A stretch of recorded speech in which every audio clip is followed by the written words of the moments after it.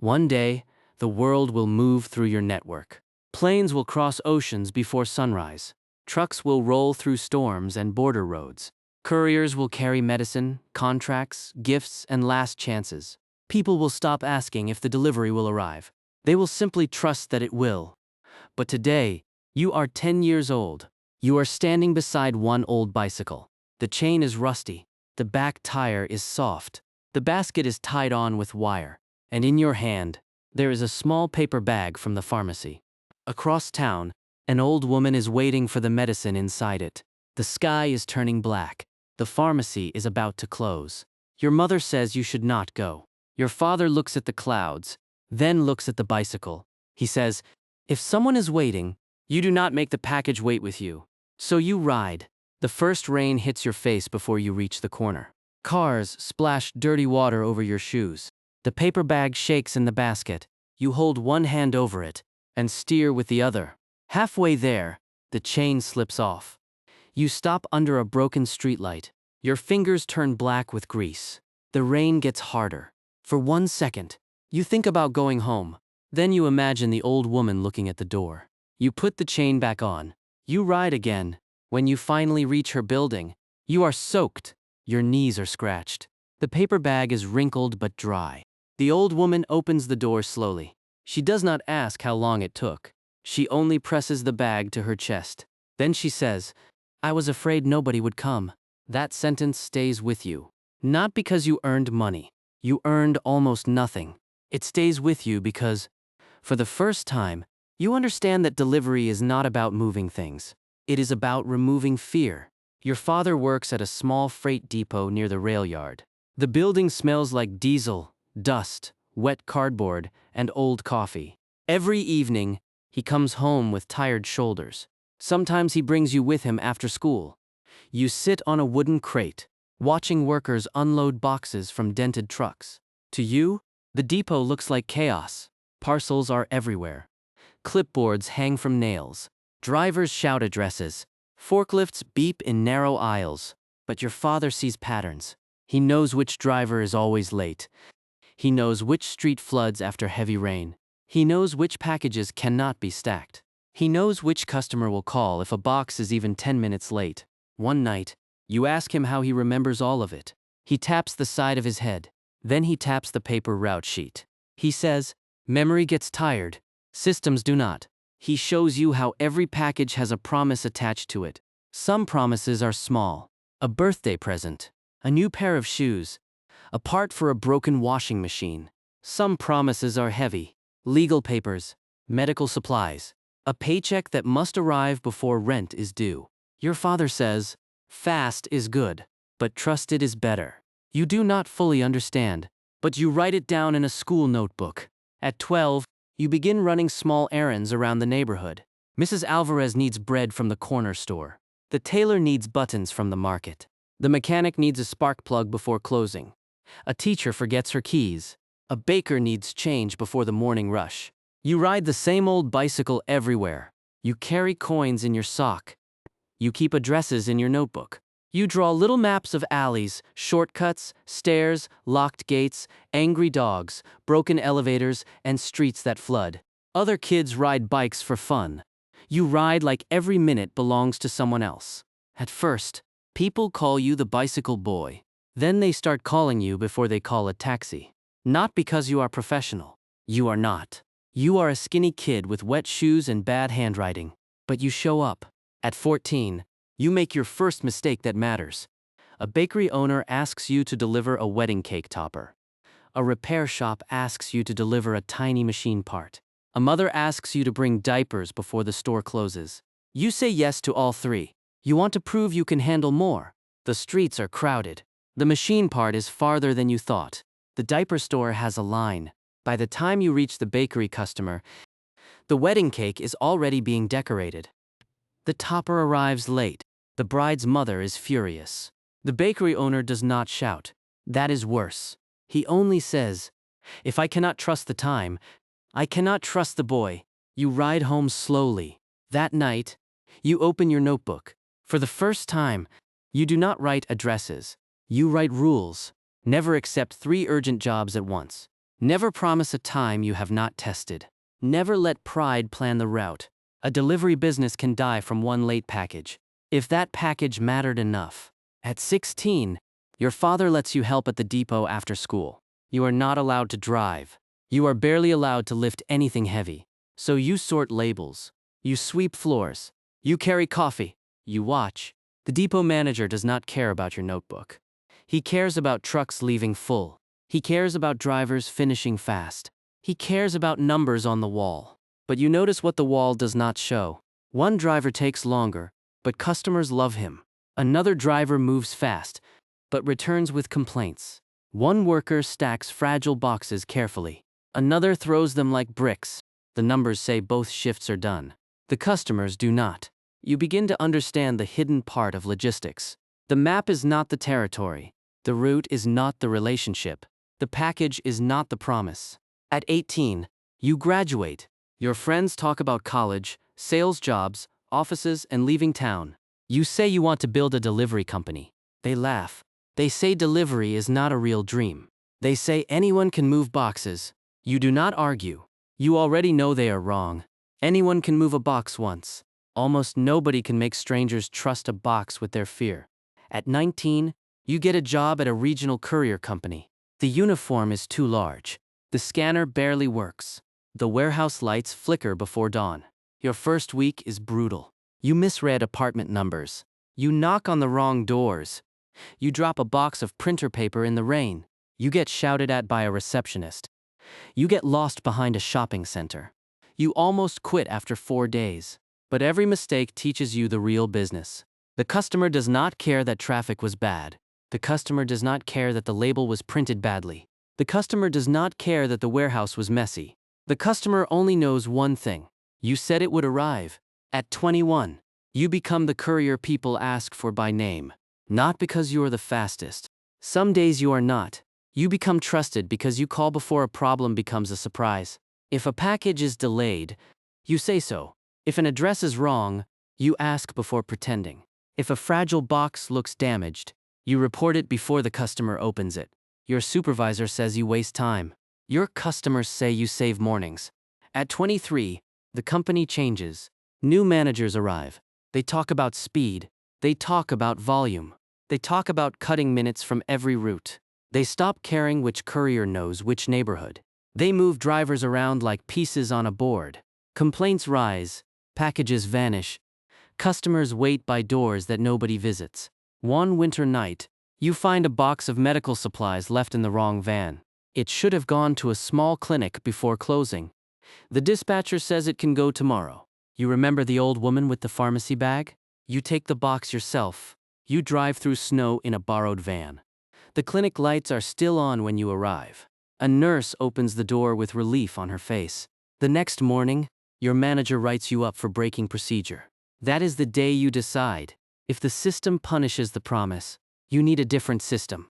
At 25, you leave the courier company. You have almost no savings. You buy one used cargo bicycle with a cracked frame. You rent a corner of an old garage behind a tire shop. Your desk is a folding table. Your wall is a map of the city. Your phone is your dispatch system. Your father helps you paint the garage floor. Your mother brings sandwiches and says nothing about the risk. On the first morning, the phone does not ring. At noon, it still does not ring. At 3, one flower shop calls. They need a small bouquet delivered across town before 5. You ride like the whole company depends on it. Because it does. The bouquet arrives early. The customer smiles. The flower shop calls again the next day. Then a pharmacy calls. Then a print shop. Then a small law office. Then a bakery that remembers the boy who once arrived late. The bakery owner looks older now. He gives you one envelope. He says, "This time, tell me the real time."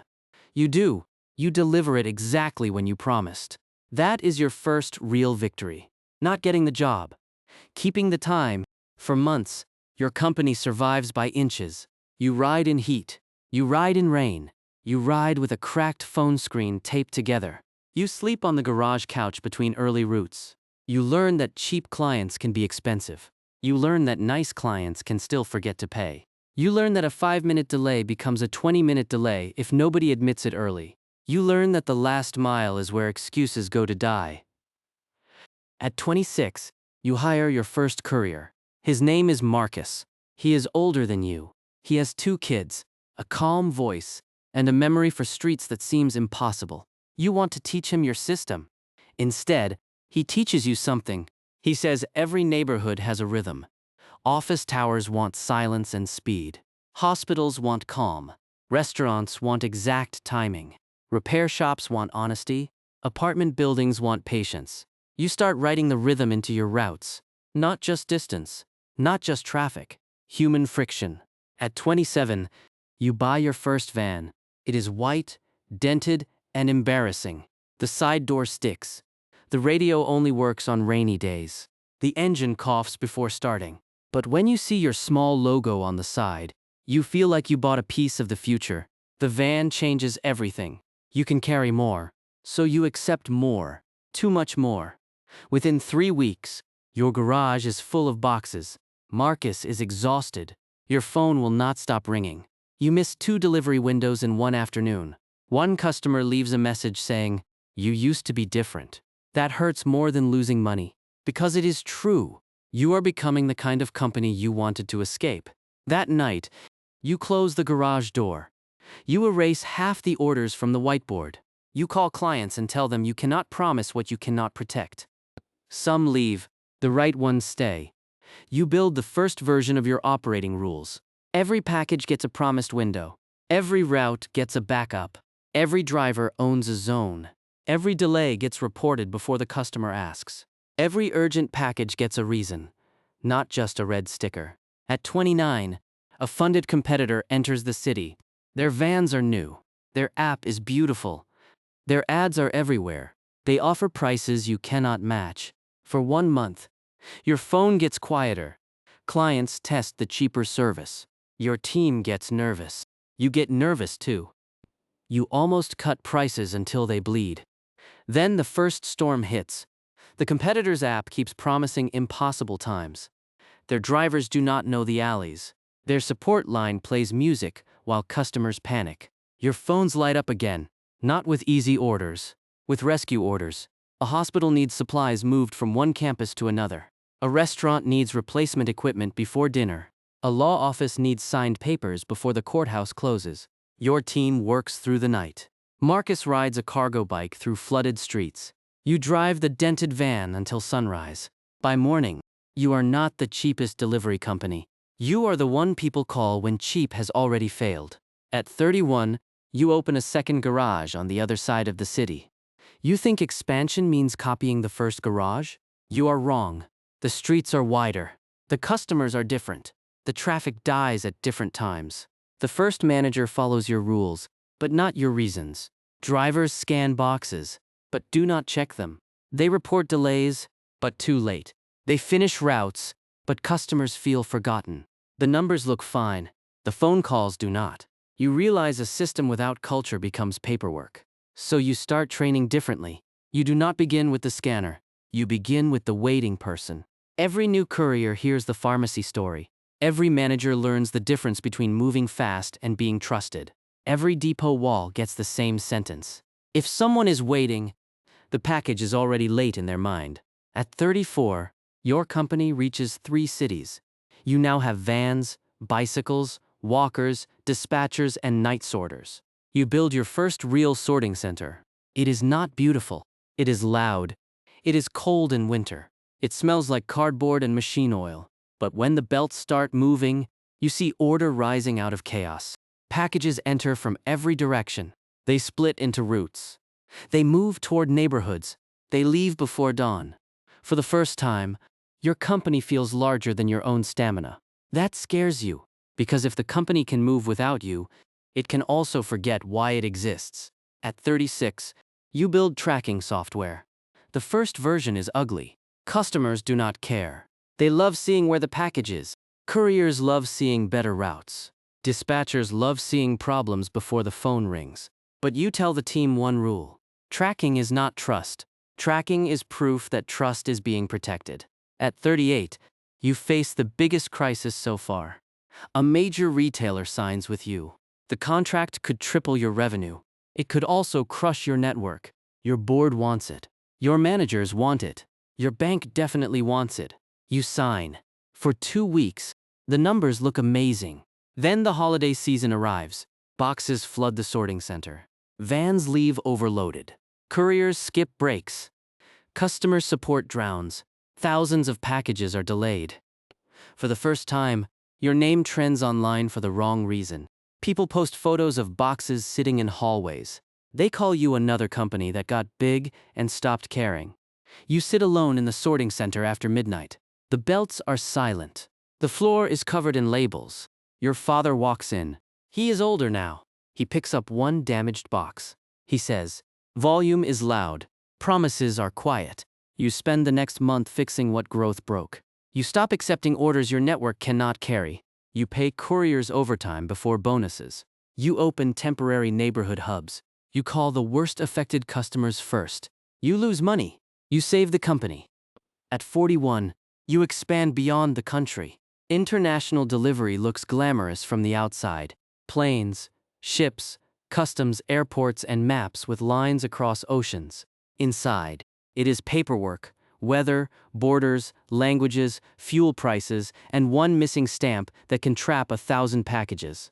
Your first international route fails badly. A container is held at the border. Small businesses wait for inventory. Families wait for documents. Your team blames customs. Customs blames forms. The airline blames timing. You fly there yourself. You spend 3 days in fluorescent offices with translators, brokers, and exhausted drivers. When the container finally moves, you do not celebrate. You build an international control room. Every border gets a checklist. Every customs broker gets a rating. Every high-risk shipment gets a backup plan. Every country gets local people who understand local problems. You learn that global scale is not one big system. It is many small promises crossing each other without breaking. At 45, your network becomes part of daily life. Small shops use you to survive against giant stores. Hospitals use you to move urgent supplies. Families use you to send things they cannot say in person. Students use you when they forget documents. Factories use you when one missing part can stop a line. Your company no longer moves packages. It moves consequences. Then automation becomes the new obsession. Consultants arrive with slides. Investors talk about robots. Executives talk about reducing human judgment. Drones, lockers, automated vans, predictive routing, dark warehouses, fewer workers. Some of it is useful. Some of it is dangerous. You approve technology that helps couriers. You reject technology that hides from customers. The board says you are slowing the future. You say the future still needs someone accountable when the doorbell rings. At 48, a strike nearly breaks the company. Couriers say routes are too heavy. Warehouse workers say nights are too long. Managers say margins are too thin. Customers say prices are already high. Everyone is right. That is what makes it hard. You stand in front of the workers at the main hub. For the first time in years, you do not give a speech about mission. You listen. You hear about broken scanners, impossible apartment towers, unsafe loading docks, and routes designed by people who never carried a box upstairs. You change the routing system. You raise base pay. You create driver councils in every city. Profits fall for a year. Service improves for 5. At 52, your company is in dozens of countries. Your planes fly at night. Your ships feed ports. Your trucks cross mountains. Your bicycles move through streets where vans cannot fit. Your walkers carry envelopes through crowded city centers.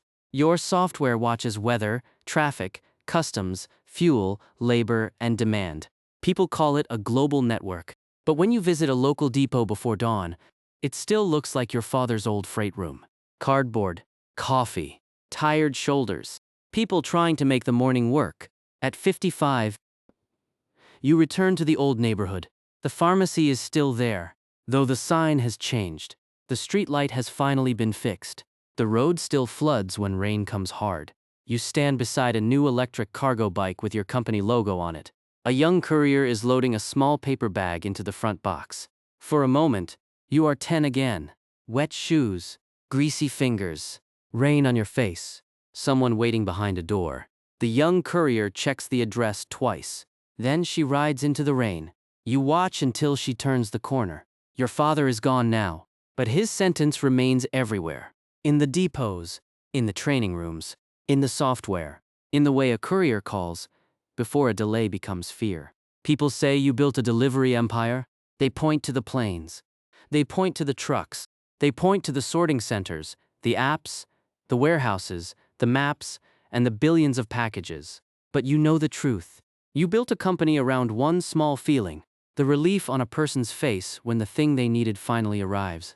You thought you were building routes, then you thought you were building logistics, then you thought you were building a global network. But what you were really building, package by package, street by street, promise by promise, was a way to make the world feel a little less uncertain.